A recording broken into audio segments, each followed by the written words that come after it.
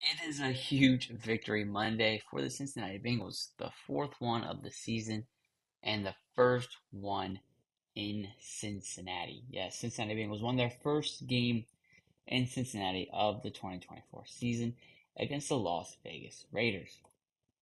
That game ended 41-24. You might be looking at the score and saying, "Wow, Cincinnati must have had a good game," and we did. But it felt weird. I don't know how to explain it. Yes, the score is what the score is. It should have been by more. Obviously, any fan will say that. You win big. You say it should have been a bigger score, and it should have been for Cincinnati. And the Raiders shouldn't have scored 24 points. Some of that came in garbage time. A lazy pick six by Joe Burrow and the offense. Then when we weren't needing to do anything special like we were trying to do when the pick six occurred. But that doesn't matter now. The win is already over, the game is already over, and we have the dub. And there's two, that I want to really focus on who stepped up in this game and have proved themselves. Already players who have been proven, but proved themselves this year that they're obviously going to be contenders for maybe the best players on Cincinnati's team this year. So let's get started. Trey Hendrickson and Chase Brown. Trey Hendrickson yesterday against the Raiders had 4 tackles and 4 sacks. 4 sacks is his career high, and now he leads the league with 11 sacks. Chase Brown, this is his biggest career game in his second year as a Cincinnati Bengal and his second year in his NFL career. He had 27 carries for 120 rushing yards, which is also his career high, and he had receiving yards of 37 with 1 touchdown to open up the game. And these players, Trey Hendrickson and Chase Brown, have been showing out for the Cincinnati Bengals all year. Trey Hendrickson, we have been depending on him to be elite in defense, and that is what he's been doing every single week. This is why it's no surprise that he did this against the Raiders, because this is exactly what we need and expect him to do, because he is our elite defender on our defensive line, and he's showing it week in and week out. Now for Chase Brown, the Bengals running game has been struggling as of late, especially now that Zach Moss is going to be out for a few weeks. And against the Raiders, what did we need to see? We needed to see Chase Brown step up, and that's exactly what he did, having a career game without Zach Moss even in uniform. And that's what I love to see. I love to see Chase Brown stepping up, especially since we let Joe Mixon walk last offseason. You wanted to see this kind of production from Chase Brown, saying like, oh yeah, we have our future guy. And I truly think Chase Brown is going to be that future guy for Cincinnati. And I think this game proved exactly that with how he performed, both Trey Hendrickson and Chase Brown. You have to do whatever you can, Cincinnati, to make sure Trey Hendrickson retires a Bengal and that Chase Brown retires a Bengal. They're both going to be there to actually put the game in their hands. That's what Trey Hendrickson did, and that's also what Chase Brown did. And what's even crazier to me, you think, one of the big talking points I talked about going into this game was the fact that we were without T. Higgins. We talked about trade rumors with T. Higgins, how teams were calling for T. Higgins. And I talked about how with T. Higgins, Jamar Chase looks lights out. And the team overall was 1-6 without T. Higgins. This game against the Raiders, and I know it's the Raiders, they're not the best team in the league. They've been going through some things this year, and they've been going through a rebuild for a few years, but it doesn't matter. They're still an NFL team with NFL talent. This was the second game Cincinnati has won without T. Higgins on the field. And I think that, once again, I know it's the Raiders, but I think that still shows how Zach Taylor and Dan Pitcher are working around not having T. Higgins on the field for however long he's not going to be on the field, especially this off season if he's not even going to be on the team in general. And we'll talk about that once we get there. But second game we've ever won without T. Higgins on the field. And Jamar Chase didn't get a touchdown.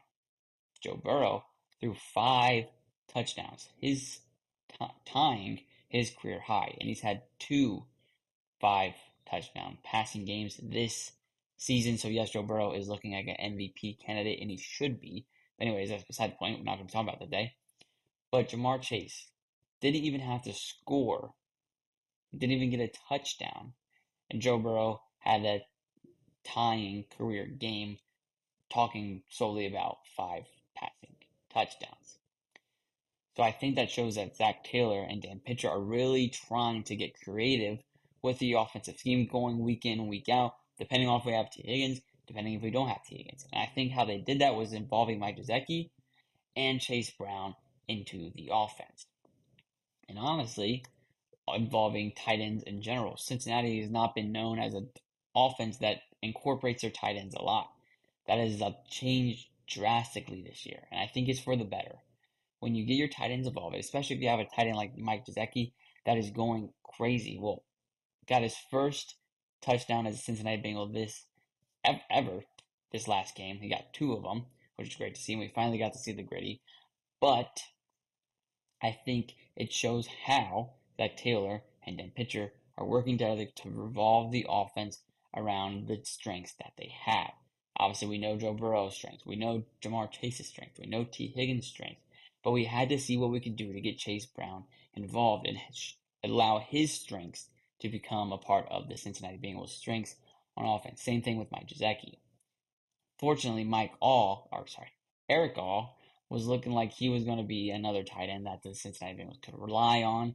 He went down on Sunday's game, and it's been reported that he has torn his ACL, so he's done for the season. So we'll be praying for him that he has a quick recovery, and next season will come back into the role that Cincinnati drafted him for. And I believe that he will, because he was showing lights of it the games that he was playing. But this season, we have Joe Burrow. We know his strengths. MVP, one of the best quarterbacks in the league. Jamar Chase, we know his strengths. One of the best wide receivers in the league. T. Higgins, one of the best in the league. Chase Brown, can he come into what Cincinnati needs him to be, especially without Zach Moss? He's out for a few weeks. We need Chase Brown to step up his game, and that's exactly what he did. Now on the defensive side, even without all the trade rumors and Cincinnati being rumored to going after cornerbacks and D-line or whatever, we need the players we have on our defense to step up now.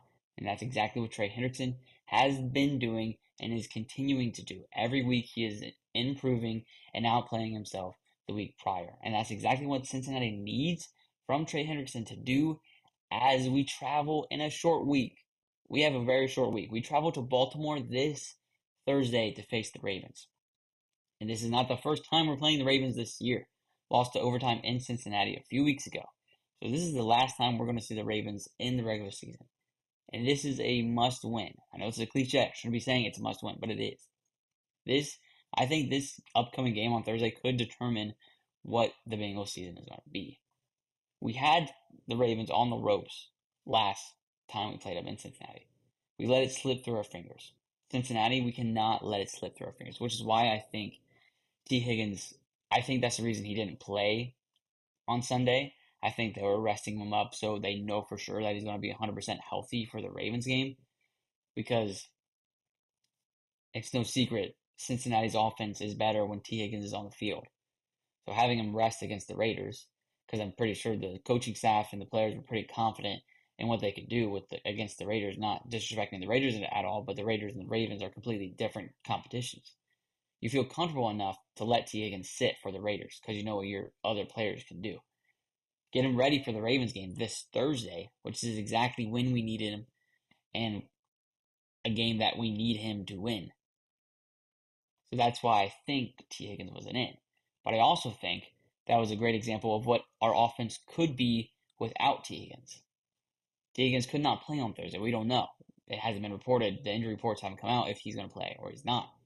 But seeing what the offense could do without T. Higgins against the Raiders, which Raiders have a pretty decent defense, seeing what they could do without T. Higgins, and now can they translate that against the Ravens? And let's be honest, the Ravens defense has been struggling this year, especially the secondary, especially in the pass game, which is the Cincinnati Bengals' strength, throwing the ball. You get Jamar Chase, T. Higgins, Mike Gesicki, and Chase Brown involved in the pass game, and Yoshi and Jermaine Burton, if we ever figure out what the frick is going on with Jermaine Burton, that could be a dangerous offense to go against the Ravens secondary right now.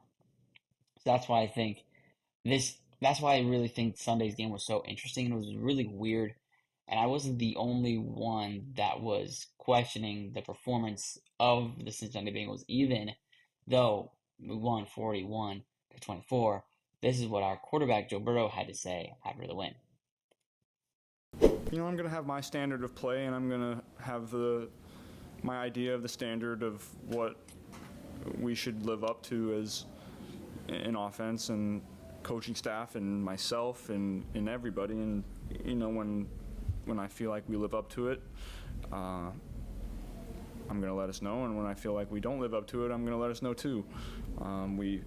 Like I said, good and bad today. So not any time to sit and dwell on the good we had today.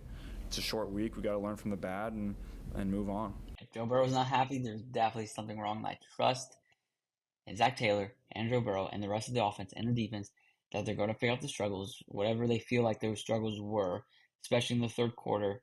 Like Joe Burrow has said in press conferences that the third quarter wasn't what he wanted and it didn't live up to the standards of what he thinks the offense should be. I trust in them to fix that and get ready for Baltimore. Because once again, this is our second game against the Ravens. This is the game where we see what our season could end up being. I'm excited for it. I see you next time on Bengals Digest. Going forward this week, we're going to be talking about trade rumors. The trade deadline is tomorrow. So if the Cincinnati Bengals are going to be making any moves, I will be talking about it tomorrow. Be prepared for hopefully another D-line, those D-linemen added to the squad, hopefully a cornerback, because that's really what I think the Bengals need to be pursuing is a D-lineman and a cornerback and maybe a running back. They've been speculated going to go get a running back because of Zach Moss being out for a few weeks. But all of that I will be reporting right here on Bengals Digest. If it happens, if it doesn't happen, we'll see. But I will be going forward, be talking about the trade rumors, but then also get ready for the Ravens. I'll see you next time. Peace out. Don't forget to like and subscribe. Sorry, I forgot. Don't forget to subscribe to the channel. I'll see you next time.